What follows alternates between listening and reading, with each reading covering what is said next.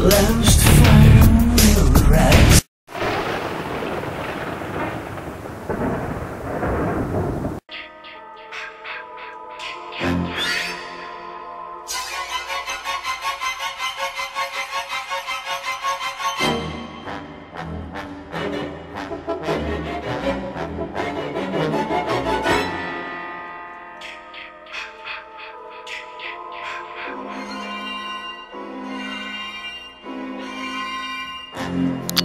Hello YouTubers and happy Halloween.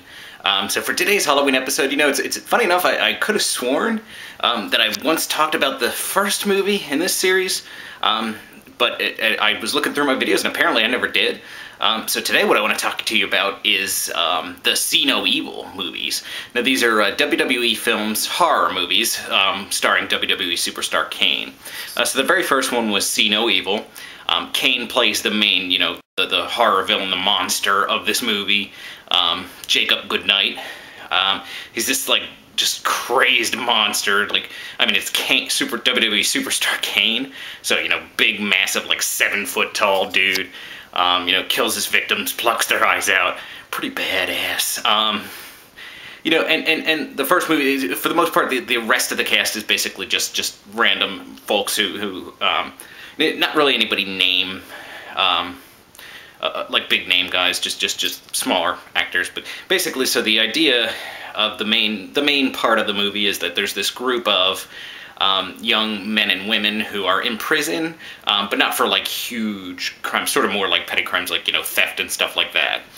So as part of a temporary work release type of thing, to with the benefit being that they'll get some time off their sentence, they are tasked with cleaning a local hotel that has been kind of condemned, and so the owners are looking to reopen it, and so they are helping to clean it up. Well, lo and behold, Jacob Goodnight, this monster Kane, this monster that Kane plays is in that hotel, that abandoned hotel. So, you know, of course, one by one they start getting picked off. You know, despite I feel like WWE films in general always get a bad rap, and sometimes it's deserved. And in general, I think people just see WWE films, they're like, oh, WWE, this is going to be terrible. I really don't think See No Evil was all that bad. I think it was a pretty cool little horror film. As long as you know what you're getting into, I think it was decent. You know, and I would say, I mean, of course, it wasn't one of the greatest, like, horror films ever. It wasn't like an instant horror classic, but it's a WWE film. You can kind of expect that. I thought it was pretty cool. And, you know, the one thing I'll say about the first one, I kind of felt like, in a way, watching that movie, it sort of is like WWE tried to create a horror movie. Now, the funny thing is, the second one, See No Evil 2, the sequel, that one I actually thought was better, if you ask me, and that one was kind of more like a horror movie that just happened to have WWE Superstar Kane in it.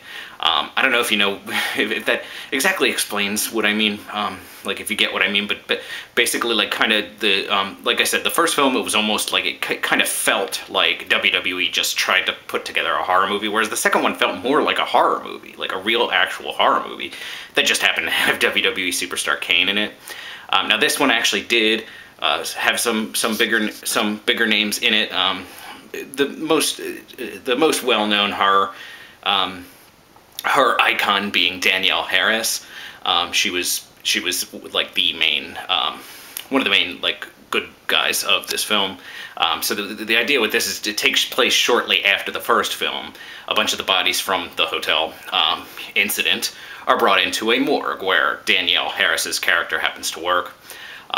So they, and I'm sorry, and also Kane, Jacob Goodnight, the monster's body is brought there as well, thinking that he's dead, because if you've seen the first movie, you know, he very obviously seems to be dead. So they bring him in. It happens to be that Danielle Harris's character, it happens to be her birthday, so a bunch of her friends actually surprise her at work, where, of course, again, Jacob Goodnight's body has come in. And as it would turn out, he's not quite dead. So you can imagine, you know, that he chases them through through the hospital. It ensues from there, as you would expect any type of horror movie, kind of like almost like a Friday the 13th type of thing. Like I said, I actually thought this one was a lot better, and I think part of that definitely is Danielle Harris.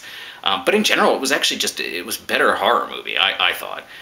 So, and again, just, I think people write them off too easily being a WWE film. But I actually thought it was pretty good. And, I would definitely, I'd recommend them both if you just happen to want to watch a movie and you can watch with an open mind. Like I said, don't just be like, I'm instantly going to hate it because it's WWE films. I think they're pretty good. But like I said, I actually kind of lean towards the second one. I think that one's actually the better of the two. All right.